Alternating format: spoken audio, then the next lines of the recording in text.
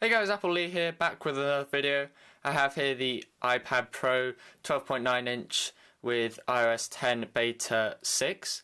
So this is just a quick video letting you guys know what I think of the beta, how it's performing. I've used it the whole summer, updated. There is obviously iOS Beta 7 out at the moment, so we'll update part way through just to compare, see if it fixes any of the glitches that I currently have. But you can see there some of the features already. The quick swipe to the left to get into the camera. But as I said, iOS 10, so it should release in mid-September. So you guys can download this still, I believe. If you guys haven't seen my first video on it, first impressions, you guys can click in the top right or a link in the description below. So starting off, some of the things that I still don't like about iOS 10 is the fact that you have to click the home button to log in. So you can see when I rested my finger, it did come up with unlocked here, but it doesn't actually take you in. You actually have to click it to go into the apps.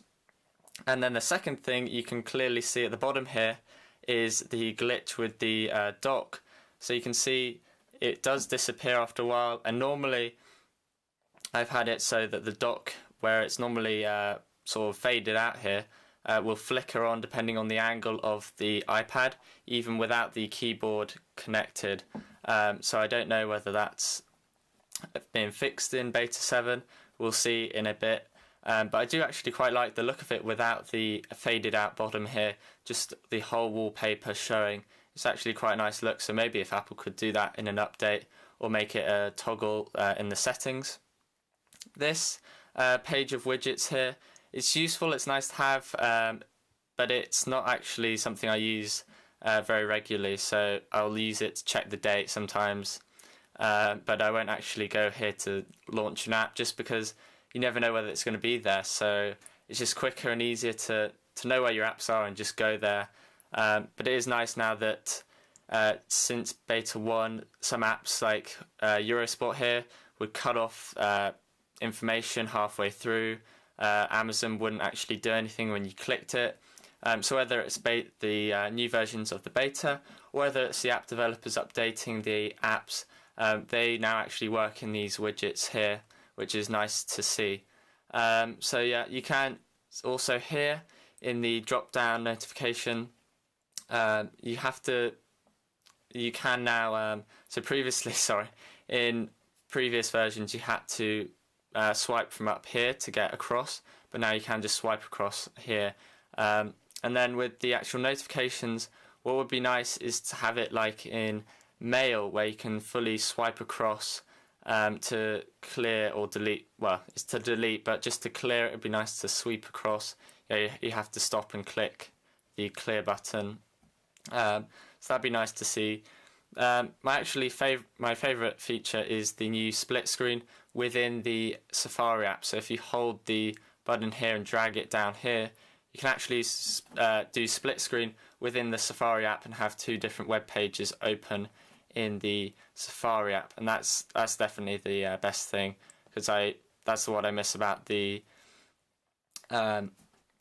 Mac OS 10.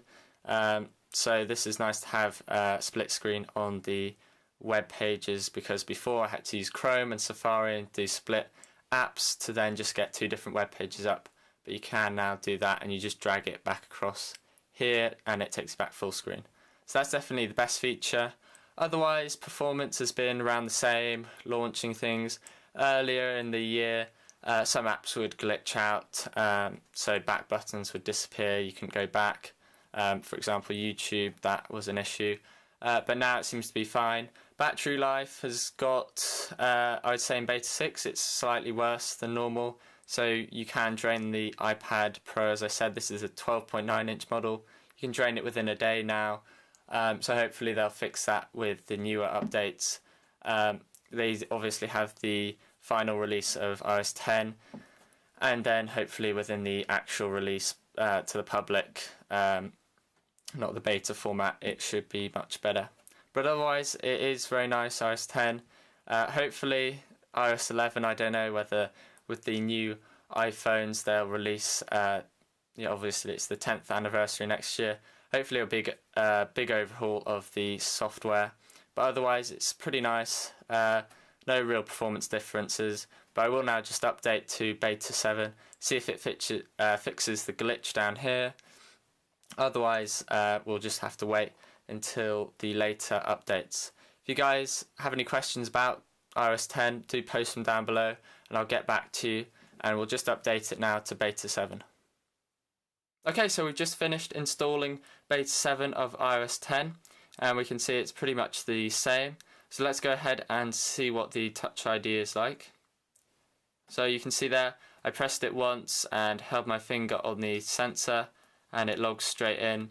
So that's nice to see that beta 7 has fixed that, or whether Apple's saying, they just changed it. So that's nice to see anyway. And we can see straight away as well, the dock down here at the bottom is no longer flicking, so it's no longer, disappearing, and also in portrait it's working. So that's nice to see that beta 7 fixed that. Otherwise, there are lots of other small changes. I won't go through all of that in this video. It's, a couple of days old, the beta 7 update. You guys can check out other videos. But apart from that, it all looks the same. You can obviously, I can't tell you what the battery life's like, but I'll post on Twitter and things, updates and other videos about the iPad, about iOS 10. So you guys can follow me on Twitter, links in the description. Keep up to date there. Otherwise, that's all I've got on this video. If you guys want to stay tuned for more videos, subscribe down below, and I'll have a future video on the Garmin Sports Watch coming up very soon, so make sure you don't miss that. Thanks for watching, and I'll see you guys in the next video.